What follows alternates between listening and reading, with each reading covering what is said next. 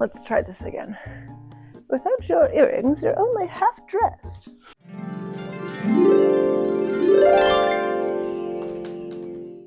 There. Okay.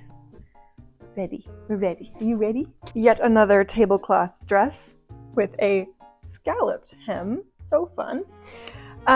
Good morning. I have some incredible news. I am taking part in a pageant. And not just any pageant, it is a pinup pageant. It's kind of like a mini Miss America where we do runway looks, we get interviewed throughout, and then we do a talent portion.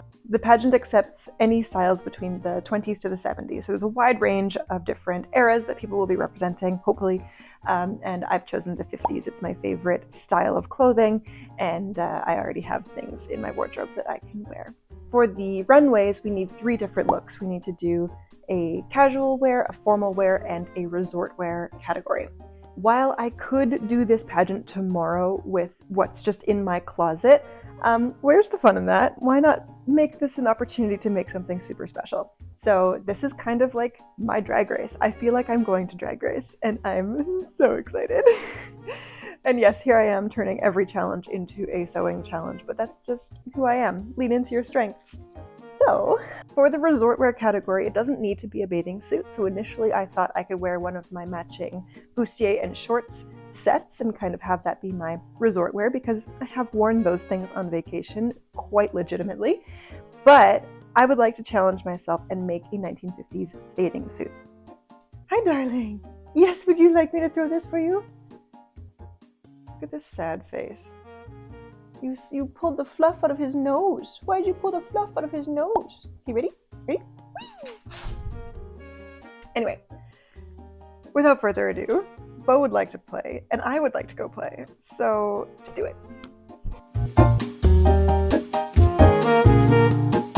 So while I own piles of vintage patterns, none of them are quite what I'm looking for, so I'm gonna mash some things together. I have a whole series of modern sewing patterns for bathing suits, but of course these require a stretch fabric, and that's really not what I'm going for. Bathing suits in the 50s, they were really structured like haute couture gowns with like built-in corsetry and all kinds of crazy stuff. So based on that logic, I'm actually gonna take a dress pattern and turn that into a bathing suit. Here I have 2 vintage dress patterns. These are from 1956 and 1955 respectively. I'm leaning towards this one that has a really great structured bodice. This is from 1956. So my plan is to take this and make magic. Let me draw my plan. I'll draw it out for you. Hold on. So I plan on basically keeping all of the same elements of the top of the dress, so the bodice itself. And then when it comes down to the skirt, I'm going to invent a new verb called rumper it. So I'm basically going to take that front seam and attach it to the back seam and make it into a bathing suit. And somehow turning the skirt into leg holes. And then for a fun detail, I think I'm gonna add some hip accents to sort of match what's going on at the top. And my plan is to do little pin tucks across the top and then again across the hips. So that's kind of what we're going for. So let's hope, I love her little grin. Let's hope that that works. Ta-da! Shocking, pink, I know, you never would have guessed.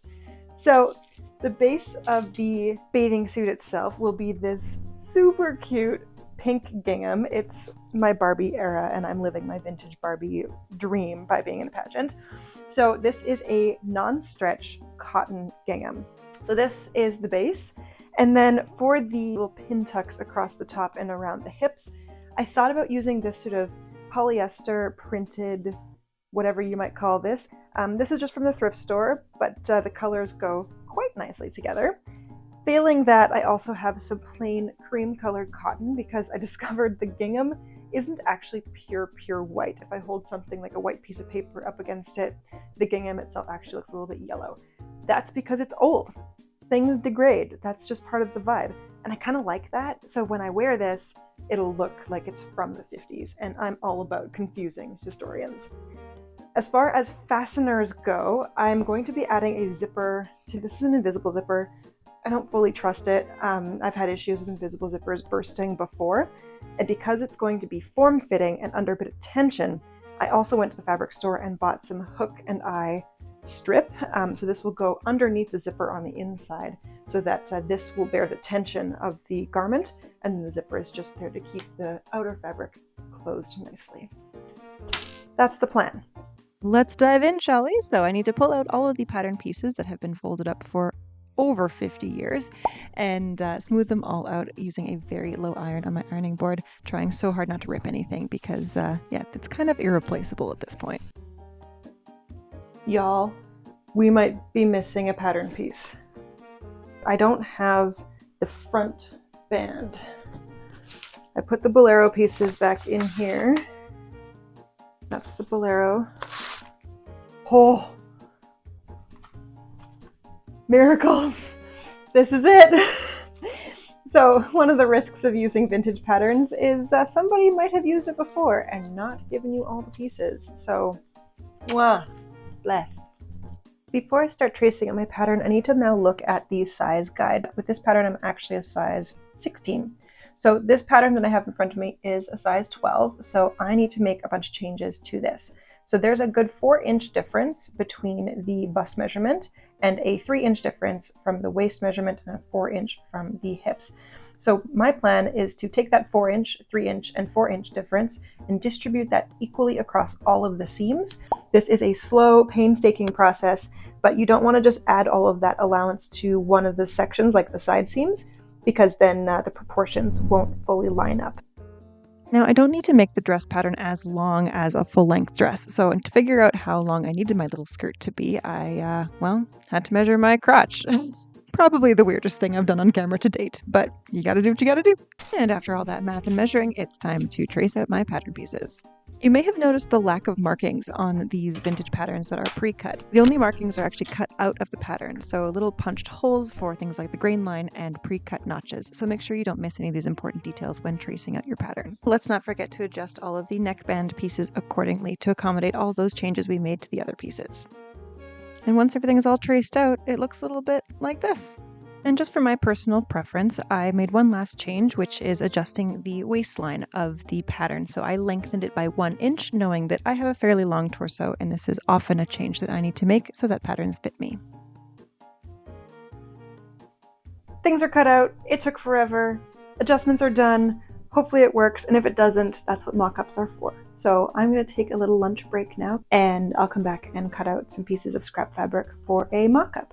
Stitch them together, and what have you got? Bibbidi bobbidi boo. Hopefully. I need to eat something. I'll be back. Do you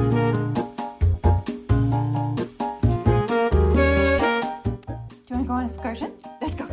Let's go. Yes, let's go. Let's go.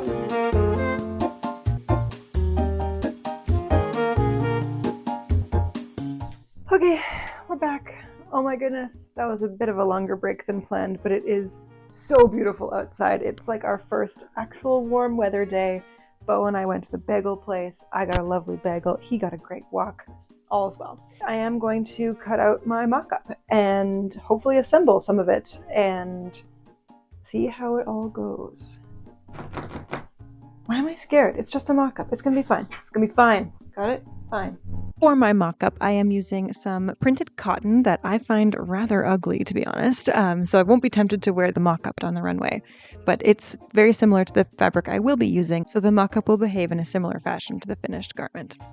Moving right along, vintage patterns are deceivingly simple with very few steps because there is some assumed sewing knowledge that you know how to press your seams and understitch and install a zipper, so the instructions are very simplified, so you kind of need to expect to do more steps than what's written here. I'm going to start by putting everything together, so by starting with the bust darts, assembling the entire front of the bodice, and then attaching my front band. Because I cut out all one color for that front band section, I'm just going to use the wrong side of the fabric as the outside, as opposed to the bright color. So I know that that's sort of a contrasting color. Once the front seams are all done, it's time to attach the front band. So I stitched my pieces right sides out and clipped all of the curves and pressed them right sides in, I suppose. And then I pinned that band to the front section, matching my center seam, and then pinning all the way along the top of the bust. I did run into a bit of an issue when I got to the middle, but I came up with a solution. I ended up with a bit of a flap at that center point, so I decided to sew from one side to the middle and then stop when I got to that middle flap, flip it to the other side, and then do the same, sewing from one corner all the way to the middle and stopping. Okay, so I attached the front band with not a whole lot of success. So this is what it looks like. And as you can see, there's like a lump right in the middle. And yeah, that's after 2 attempts, and it's mighty lumpy on the inside. Mighty lumpy indeed. So it was working as I stitched from one arm over to the center point and then stop and then do the same thing on the other side and sort of met in the middle. And then there's all this extra, oh, you know what? It's because I made this piece bigger. Okay.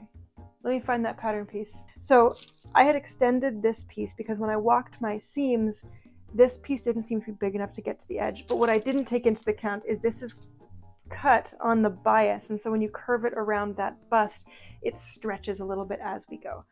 Okay, mystery solved. So I'm going to undo that change, cut that little bit off. No wonder I have an extra 1/2 inch of fabric. Okay. This is why we make mock-ups. So I am going to seam my back panels together in a very similar fashion to the front. And then the next step is to attach my front pieces to the back pieces along the side, leaving a gap for a zipper. I know, Bo, it's almost dinner time. Almost. So I couldn't resist the urge to try it on. This is the front and back all sewn together, remembering it is missing that band that will go all the way around and make a halter. This is why we make mock-ups.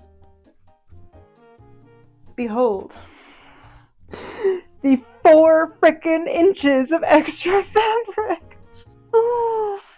Okay, so something about vintage patterns. Usually they run small. This one does not. So turns out I didn't have to make any of those pattern pieces any bigger than they already were, though I am glad that I dropped the waistline because that does need to be done here. Also, I could keep this super cute tiny little dress. What I am going to take from this is I am going to figure out how to do the crotch dance, and that's a tomorrow problem. But she's heckin' cute. That's what we've got so far. Hasta mañana. Also, I definitely got a sunburn today on my walk. Oh well, working on my summer tan. Good morning, good morning. I don't know about you, but the spring weather puts me in a whole other level of happy. Not that I'm unhappy throughout the winter, but like extra good when the sun is shining. Tell me you're a sewist without telling me you're a sewist. You find the outfit you were wearing yesterday in the sewing room. Whoops. Anyways, today we're going to work on fitting. So I'm hoping to adjust my mock-up and make it fit my body really well and then transfer all those changes to the pattern. So because I let out the pattern pieces by 1/4 inch on every single side, I'm just going to go into my mock-up today and stitch an additional row of stitching 1/4 inch away from the line that I already have there. And then hopefully that will take it in so that it's like the original size of the pattern. This is part of the process where I have to try it on constantly. And I don't know if you know this, but a lot of people sew in their underwear for that reason. That was highly successful, and I'm so glad I did it. I think I could do with taking it in a little bit more at the bust line, and I think I might even take it in a little bit more at the side seams, just at the waist, to sort of nip that in. So to do that, to make those changes, I'm going to put this whole thing on inside out and then just pin it where I want to take it in, and then zip that with some stitching, try it on again, until I'm happy with it. This was basically my entire day, the process of pinning, stitching some more, stitching some more until the mock-up fits me like a glove. I ended up taking it in along the bust darts, side seams, and center back seam, as well as under the bust. So after pinning the bejesus out of the seam allowances, I have it fitting quite a bit better. It is still a little bit wrinkly. I think that's because I don't have the halter band on yet, holding all of this up. I think also some of the boning will help with that sort of wrinkly issue. Now I need to make sure that I've distributed the difference evenly. So if I've taken in both underbust seams, I want to make sure that I'm taking them in equally. So it is a bit awkward to reach to all those hard to reach places by yourself, and that's why it's not going to look totally perfect. Some of my pins are at funny angles, so I'll smooth all that out. Okay, so I made sure that all of my changes were even, and everything is marked with pencil and now pinned. So I'll take this to the sewing machine and baste all of these seams and see if that helps with the fit. I'm glad I'm taking my time with this one. It is a bit of a tedious process, changing every single pattern piece multiple times, but I only get one chance to make a great impression on the main stage, so I want to get it right. And this is sort of part of the process. So I could sew it much quicker and be, have a garment in hand much quicker, but I want to make sure I have a garment that I love. So let's do that and then try it on again.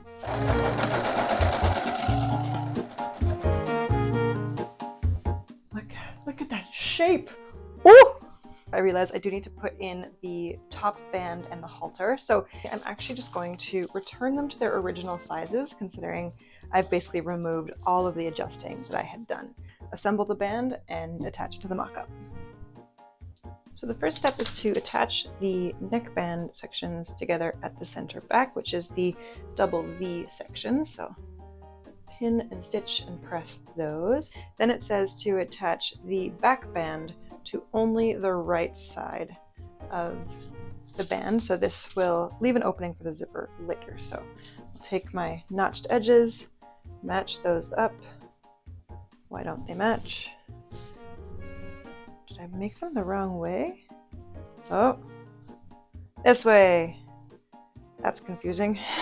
This is why we add our notches. This does look like it's supposed to. So this will go over the neck and this will go around the back. So that's looking good as far as the picture goes.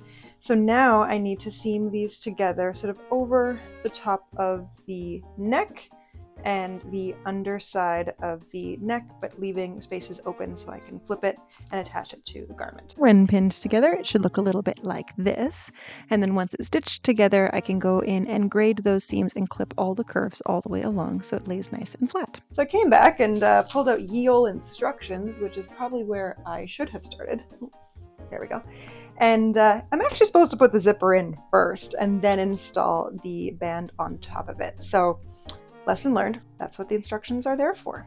Who knew? I realized I should probably transfer all of my changes and markings from my mock-up onto my pattern, because once I add that band all the way across the top for real, it'll lock me out of all of those seam allowances. I transferred all of the changes I made on the mock-up to each pattern piece just by tracing over the stitching lines that I had decided on. It's not an exact science, but hopefully it's close enough. So you know how I always say measure 6 times, cut once? I really need to start applying that logic to reading the gosh dang instructions. So I have the zipper in hand and I stitched my side opening shut with a basting stitch with every intention of laying that zipper down, stitching it in, etc. But then I went back to the instructions and it actually says you don't install the zipper first, you just prepare your seam allowances for the zipper, add the top band, and then put your zipper in. That does make more sense. So I'm gonna do that and then put my zipper in and then I can try it on for real. Maybe I'm just hangry. Maybe I need a snack. Yeah. Okay, pinning that on was like mental gymnastics and there's definitely some lumpy bits. So let's basty baste this bad boy into place. You're welcome. You can have that one for free. I don't know what is with me today. I don't know if it's just like I'm too excited because it's spring or I don't know. I did have a snack, so that can't be it. But I just installed my lovely band to the wrong side. It's okay. This is just the mock-up. This is a good learning experience. So if I flip this to the right side out, I'm just going to flip the raw edges of the band under and stitch that down all the way around and no one will know that it was on the wrong side. And I put my zipper right on that basted line. I will stitch on either side of the zipper with a zipper foot and then remove the basting and then I'll be able to open up my zipper. Can we just? I'm so happy with how this is going. This is what we have so far. I am very pleased. And now it is finally time to turn it inside out and move on to the butt situation, which I've been the most nervous about. But that's why we make mock-ups, as we learned. With much focus and determination and a little bit of embarrassment, I moved on to fitting the bottom half the exact same way I fit the top. So just turning the garment inside out and pinning everywhere I possibly could to make it fit me perfectly. Y'all, I'm worried about this part, but this is just a draft. I'm not cutting anything yet. I'm just gonna sew things. I will cut things when I'm sure, and I'm not sure yet. Guess what? I don't know what I'm doing. Shh, don't tell anyone. The sewing police will come after me. But I'm getting very attached to this mock-up, so yeah, let's hope I can make something work. Yeah. Baste things into place. BRB.